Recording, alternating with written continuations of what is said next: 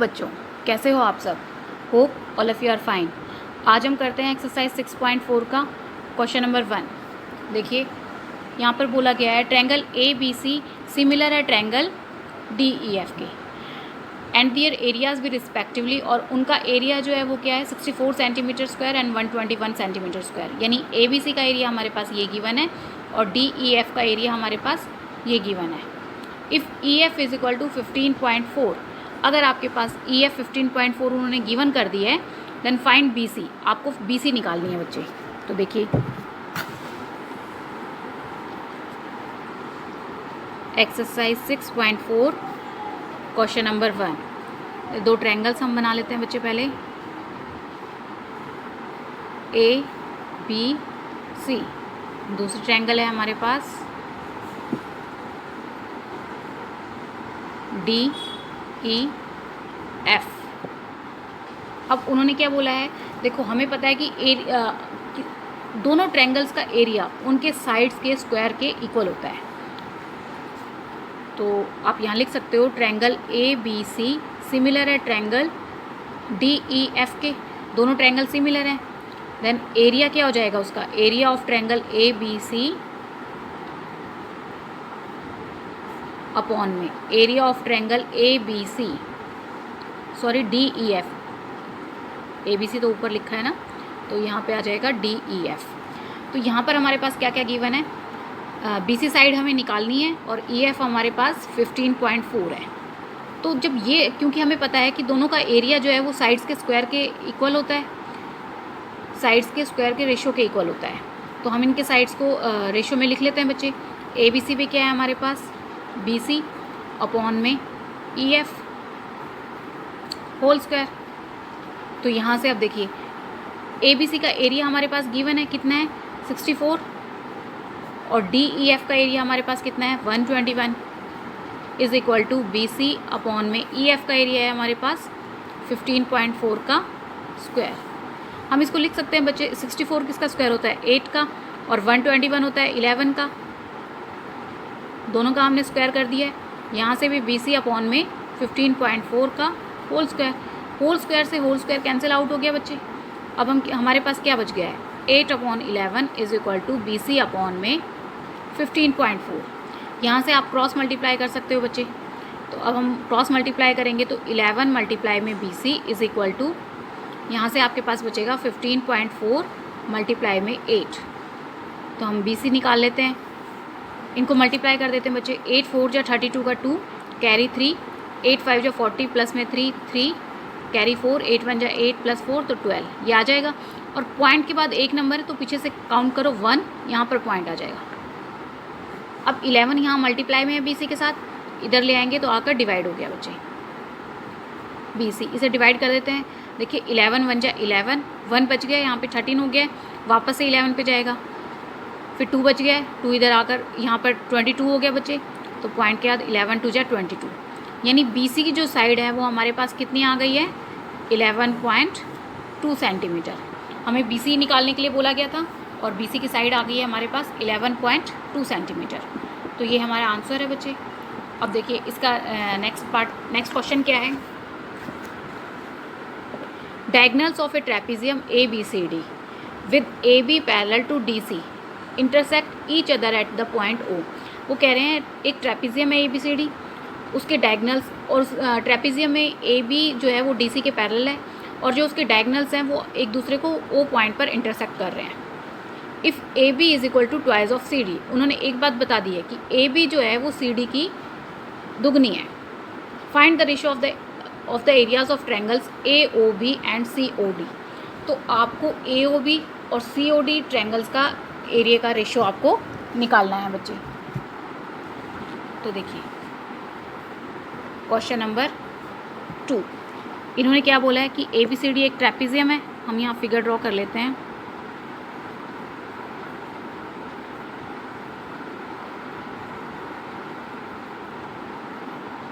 ए B C D, और जो इनके डायगोनल्स हैं वो एक दूसरे को ओ पॉइंट पर कट कर रहे हैं। ठीक है बच्चे। अब देखिए हमें कौन कौन सी ट्रायंगल यहाँ पे लेनी है बच्चे, AOB और COD ट्रायंगल पे हमें काम करना है। तो हम वही लेते हैं शुरू में। देखिए, in triangle AOB and triangle COD। तो देखिए AOB ट्रायंगल कहाँ पर है, ये है बच्चे AOB, ये वाली जो ट्रायंगल आपको दिख रही है। दूसरी ट्रायंगल कौन सी है बच्चे, COD, ये वाली, यानी एक ये वाली ट्रायंगल, दूसरी ये वाली ट्रायंगल। तो इन दोनों ट्रायंगल्स को हम सिमिलर प्रूव करते हैं बच्चे। सबसे पहले तो हमारे पास क्या दिख रहा है, ये वाला जो एंगल है ये इस एंगल के इक्वल होगा, यानी angle AOB, angle AOB is equal to angle COD। क्या रीज़न है, क्यों इक्वल है बच्चे, ये vertically opposite angle, vertically opposite angle. मैंने आपको बताया हुआ है बच्चे पहले भी, जो भी आपको क्रॉस में ऐसे दिखाई देंगे तो ये जो होता है ये वर्टिकली अपोजिट एंगल होते हैं, तो ये आपस में इक्वल होते हैं। ठीक है बच्चे। दूसरा हमारे पास क्या है बच्चे, दूसरा हम क्या कर सकते हैं इसमें, देखिए OAB यानी ये वाला एंगल किसके इक्वल हो जाएगा, OCD, इस वाले एंगल के, ये वाला एंगल हमारा इस वाले एंगल के इक्वल हो जाएगा।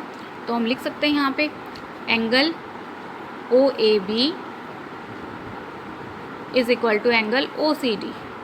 देखिए बच्चे क्यों होगा, आपको दिख रही है, देखो ये C, यहाँ से D से हम चले C पे गए, यहाँ से A पे आए और ये वापस B पर गए, यहाँ से B पर गए, तो ये Z की शेप दिख रही है बच्चे आपको। तो जब भी Z की शेप बनती है तो वो दो एंगल्स आपस में इक्वल होते हैं। क्या रीज़न होता है, ऑल्टरनेट इंटीरियर एंगल्स। ठीक है बच्चे। तो ये दो एंगल्स हमने इन दोनों ट्रायंगल्स के इक्वल कर दिए हैं। तो आप लिख सकते हो बाय AA सिमिलरिटी, दोनों ट्रायंगल्स को, ट्रायंगल AOB सिमिलर है ट्रायंगल COD के, दोनों ट्रायंगल्स आपस में सिमिलर प्रूव कर दिए हैं।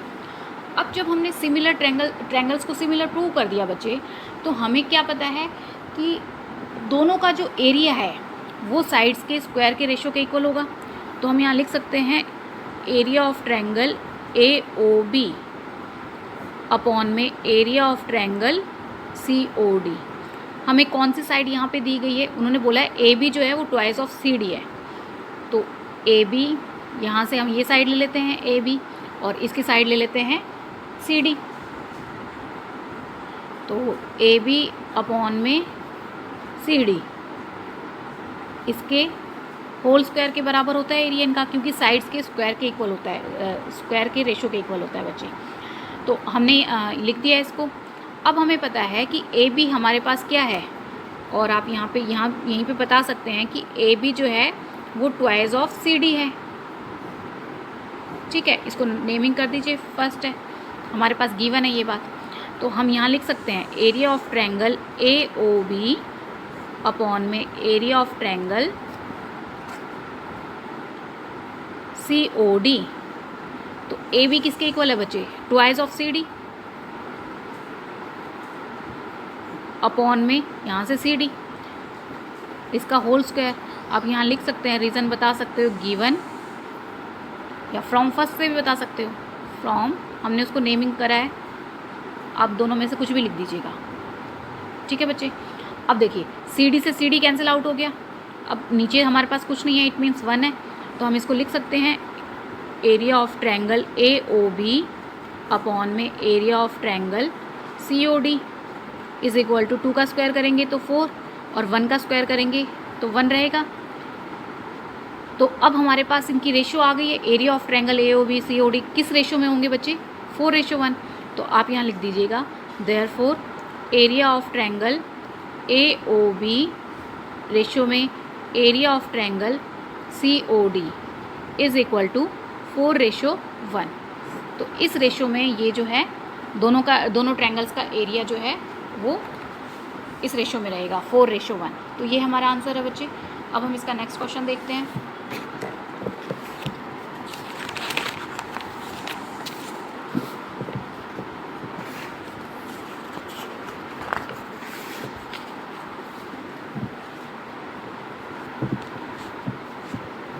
देखिए नेक्स्ट क्वेश्चन क्या है। In figure 6.44 ABC and DBC are two triangles. यहाँ पर देखिए ABC और DBC ये ट्रायंगल, एक ये वाली ट्रायंगल है बच्चे और एक ये वाली ट्रायंगल्स है on the same base BC, और दोनों सेम बेस पर BC पर हैं। If AD intersect BC at O, अगर AD जो है, ये AD दिख रहा है बच्चे, ये AD जो है वो BC को O पॉइंट पर इंटरसेक्ट करता है, शो दैट, तो आपको शो करना है कि एरिया ऑफ ABC का एरिया और DBC इसका एरिया दोनों किसके इक्वल हैं, AO अपॉन DO के इक्वल हैं। हमें ये प्रूव करना है बच्चे। तो हम यहाँ शुरू करते हैं बच्चे इसको। सबसे पहले फिगर ड्रॉ कर लेते हैं। क्वेश्चन नंबर 3, ये ट्रैपीजियम है बच्चे।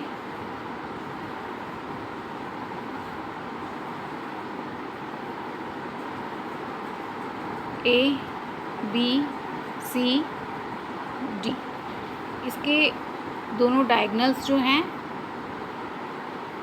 वो एक दूसरे को O पॉइंट पर इंटरसेक्ट कर रहे हैं। ठीक है बच्चे, तो इसमें देखिए हम पहले गिवन लिख लेते हैं। गिवन क्या है बच्चे हमारे पास, ट्रायंगल ABC एंड ट्रायंगल दूसरी है हमारे पास DBC। यहाँ पे हम ले रहे हैं ये वाली ट्रायंगल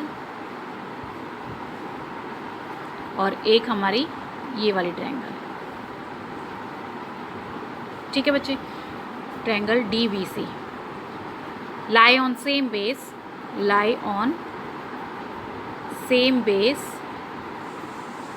BC। किस पे लाई कर रहे हैं बच्चे, BC पर। और AD और BC जो इसके डायगनल्स हैं, and diagonals AC and BD intersect at O point पर इंटरसेक्ट कर रहे हैं। तो प्रूव हमें करना है बच्चे कि area of triangle ABC upon में एरिया ऑफ ट्रायंगल DBC किसके इक्वल है, AO अपॉन में DO के। दोनों जो हैं वो दोनों का एरिया A अपॉन DO के इक्वल हमें प्रूव करना है। ठीक है बच्चे, इसमें हम छोटी सी कंस्ट्रक्शन करते हैं।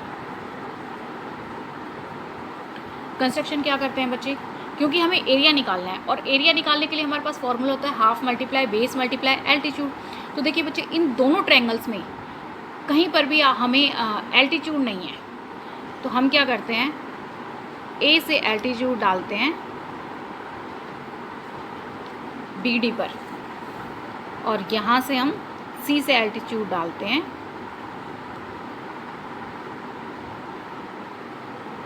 वो भी किस पे पड़ेगा, BD पर बच्चे। यहाँ से ये 90 एल्टीट्यूड है, तो ये दोनों 90 डिग्री के एंगल्स हैं बच्चे। तो अब देखिए, अब हम दो ट्रायंगल ले लेते हैं। कौन कौन से, इनको हम नेमिंग कर देते हैं। ये हमारे पास E है और ये हमारे पास F है। तो triangle AEO, in triangle AEO and triangle CFO, ये दोनों ट्रायंगल्स हम ले लेते हैं। तो सबसे पहले हम दोनों ट्रायंगल को सिमिलर कर लेते हैं बच्चे। तो सिमिलर करने के लिए देखिए, ये जो एंगल है इसके इक्वल होगा। मैंने आपको अभी पिछले क्वेश्चन में बताया था कि बच्चे जहाँ पर भी आपको क्रॉस में दिखाई देंगे वो वर्टिकली अपोजिट एंगल्स होते हैं। तो यहाँ पर हम क्या लिख सकते हैं, angle AOE is equal to angle COF। Reason क्या होगा, वर्टिकली अपोजिट एंगल्स। ठीक है बच्चे। दूसरा देखिए, ये जो एंगल हमें दिख रहा है ये 90 डिग्री है। Angle AEO is equal to angle CFO each 90, दोनों ही एंगल 90 डिग्री के हैं। तो बाय ए सिमिलरिटी, क्योंकि दो ट्रायंगल्स के हमने दो एंगल्स को इक्वल कर दिया, तो तीसरा अपने आप इक्वल होगा ही होगा बच्चे। तो बाय ए सिमिलरिटी हम क्या कह सकते हैं, triangle AEO, triangle AEO similar है ट्रायंगल CFO के। दोनों ट्रायंगल्स हम सिमिलर हमने कर दिए बच्चे। अब जब दोनों ट्रायंगल्स को हमने सिमिलर कर दिया है तो अब हम इसे रेशो में लिख सकते हैं बच्चे। तो रेशो में लिखने के लिए हम क्या करेंगे, हम इसकी एक क्योंकि साइड्स को रेशो में लिखते हैं तो एक साइड तो हमारे पास ए ही है, तो ए ही अपॉन में यहाँ से CF हो जाएगा, और दूसरा क्या हो जाएगा बच्चे, AO अपॉन में OC, AB। बच्चे मैंने नेमिंग जो है थोड़ी सी उल्टी, यहाँ पर C है बच्चे और ये D है, क्योंकि इन्होंने AO अपॉन में DO बोला है, तो AO अपॉन में DO जब भी बनेगा, मैंने अभी देखा। तो ये चीज़ थोड़ा आप भी ध्यान रखना, यहाँ पर C आएगा, यहाँ पर D आएगा, ठीक है बच्चे। तो अब हमने दोनों ट्रायंगल्स को सिमिलर प्रूव कर दिया है। अब जब दोनों ट्रायंगल सिमिलर होंगे तो हम इसको रेशो में लिख सकते हैं। तो AE अपॉन में यहाँ से क्या हो जाएगा, CF इज़ इक्वल टू, यहाँ से क्या हो जाएगा, AO अपॉन में OD। इनकी साइड्स का हमने साइड्स को रेशो में लिख लिया बच्चे। अब जब हमने इन दोनों को साइड्स इनको रेशो में लिख लिया है, इसको हम नेमिंग कर देते हैं फर्स्ट। तो अब देखिए इनका एरिया हम निकाल लेते हैं। एरिया ऑफ ट्रायंगल क्या है, area of triangle ABC upon में एरिया ऑफ ट्रायंगल दूसरा हमारे पास क्या है, DBC, किसके इक्वल होगा। तो देखिए हाफ बेस क्या है बच्चे हमारे पास, BC है। मैं एक बार फॉर्मूला लिख देती हूँ यहाँ पर, बेस मल्टीप्लाई में एल्टीट्यूड। इसका फॉर्मूला भी सेम रहेगा क्योंकि एरिया तो सब यही होगा ट्रायंगल्स का area, half multiply base multiply में एल्टीट्यूड। तो यहाँ से अब area of triangle ABC upon में एरिया ऑफ ट्रायंगल DBC, तो हाफ मल्टीप्लाई बेस क्या है बच्चे, यहाँ पर देखो BC है, क्योंकि जो एल्टीट्यूड होता है वो जिस पे लाई कर रहा होता है, बेस हमेशा वही होता है। तो एल्टीट्यूड हमारा A ही है जो कि BC पर लाई कर रहा है। यहाँ से हमारे पास DF है जो कि BC पर लाई कर रहा है। बच्चे ये जो हमने किया है, बस इसमें एक थोड़ा सा ये हो गया कि हमने AEO ट्रायंगल ली है, तो CFO की बजाय यहाँ पर D है, क्योंकि बाद में मैंने D किया है ना, तो यहाँ पर ये D आ जाएगा बच्चे, ठीक है। बस और सारा सब ठीक है बच्चे। नेमिंग में जो गड़बड़ हुई थी तो उससे ये यहाँ पे आप D कर लीजिएगा। अब देखिए हाफ मल्टीप्लाई बेस क्या है हमारे पास, बेस हमारे पास BC है, तो BC मल्टीप्लाई एल्टीट्यूड क्या है इसमें, A अपॉन में हाफ मल्टीप्लाई यहाँ पर बेस कितना क्या है, यहाँ पे भी BC है, और एल्टीट्यूड हमारे पास यहाँ पे क्या है, DF। एल्टीट्यूड है हमारे पास DF। तो अब देखिए हाफ से हाफ कैंसिल आउट हो गया, BC से BC कैंसिल आउट हो गया हमारे पास। तो हमारे पास क्या बच गया है, area of triangle ABC upon में एरिया ऑफ ट्रायंगल DBC क्या बच गया है, AE अपॉन में DF।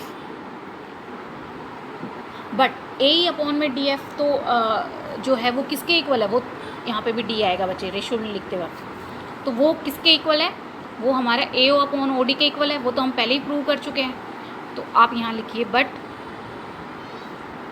AE अपॉन में DF is equal to AO upon में DO, या OD आप कुछ लिख सकते हो, उससे कोई फ़र्क नहीं पड़ता बच्चे। यहाँ हम कर रहे हैं यूजिंग फर्स्ट, हमने फर्स्ट इक्वेशन को यूज़ करके ये बात लिखी है। जब दोनों आपस में इक्वल हैं तो हम AE अपॉन DF की बजाय AO अपॉन DO लिख सकते हैं। तो area of triangle ABC upon में एरिया ऑफ ट्रायंगल DBC दोनों किसके इक्वल हो जाएंगे, AO अपॉन में DO। यही क्योंकि AE अपॉन DF के इक्वल था बच्चे, और ये इसके इक्वल है, तो हम एरिया इसके इक्वल लिख सकते हैं कि ये दोनों आपस में इक्वल हो गए हैं। यही हमें प्रूव करना था बच्चे, हैंस प्रूव्ड। तो ये हमारा आंसर है बच्चे। अगर आपको मेरी वीडियो पसंद आई हो तो तो इसे लाइक करें, शेयर करें, सब्सक्राइब करें और बेल आइकन प्रेस करना ना भूलें।